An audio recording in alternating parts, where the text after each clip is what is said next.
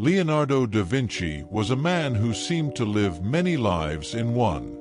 From painting and science to invention and philosophy, Leonardo da Vinci left behind a story so full of wonder that it still inspires people around the world today. Leonardo da Vinci was born on April 15, 1452, in the small town of Vinci in Italy.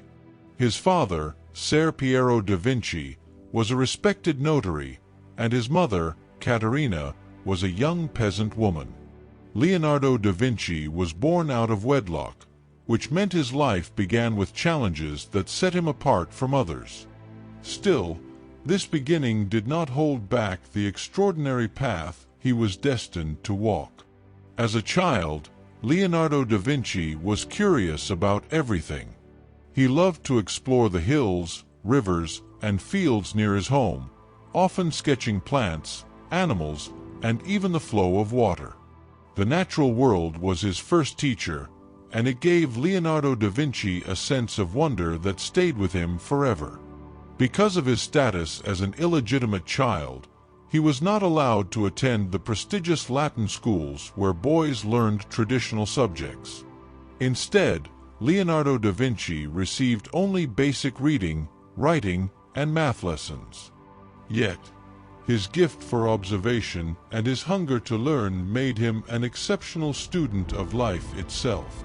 When Leonardo da Vinci was a teenager, his father noticed his talent for drawing and arranged for him to study in Florence. At around age 14, Leonardo da Vinci became an apprentice in the workshop of Andrea del Verrocchio, one of the leading artists of the time.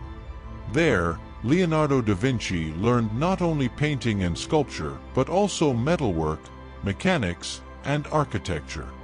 The workshop was like a treasure chest of knowledge, and Leonardo da Vinci absorbed every skill with enthusiasm. His early works already showed a level of detail and grace that made others stop and take notice. Unlike many men of his time, Leonardo da Vinci never married and never had children. His life was devoted entirely to art, study, and discovery. This choice gave Leonardo da Vinci freedom to follow his passions without the responsibilities of a family, though it also left him without close descendants to carry on his name. Instead, his works and ideas became his true children, passed down to the world. Leonardo da Vinci's career began with small commissions, but soon his reputation grew. In Florence, he painted religious scenes and portraits, but his restless mind pushed him to seek bigger opportunities. He moved to Milan, where he worked for Duke Ludovico Sforza. In Milan, Leonardo da Vinci created one of his most famous works, The Last Supper, a masterpiece that captured the moment of deep emotion when Jesus told his disciples that one of them would betray him. Leonardo da Vinci also designed costumes, festivals, weapons, and even visionary machines, such as flying devices and early ideas for tanks. His notebooks, filled with sketches and notes, reveal a mind that seemed centuries ahead of its time. Among Leonardo da Vinci's greatest achievements was the Mona Lisa, a painting that remains the most famous portrait in the world. The mysterious smile, the delicate use of light and shadow, and the lifelike presence of the woman have fascinated viewers for over 500 years. But art was only one side of Leonardo da Vinci.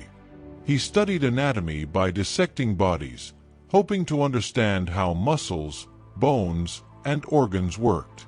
He explored engineering, designing bridges and water systems. He imagined inventions that would not appear until centuries later. His mind never stopped moving, and his genius stretched across every field he touched.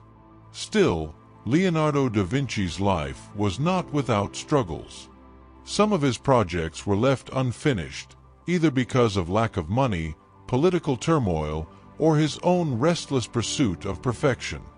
He often began grand plans but abandoned them when his interests shifted. Critics sometimes accused him of being unreliable, and patrons grew frustrated with his delays. Even the Last Supper began to fade quickly because Leonardo da Vinci used an experimental technique that did not hold well on the wall. These challenges show that even a genius can face obstacles and disappointments. In his later years, Leonardo da Vinci moved from city to city, working under different rulers and continuing to fill his notebooks with observations. He spent time in Rome and eventually accepted the invitation of King Francis I of France to live in Amboise.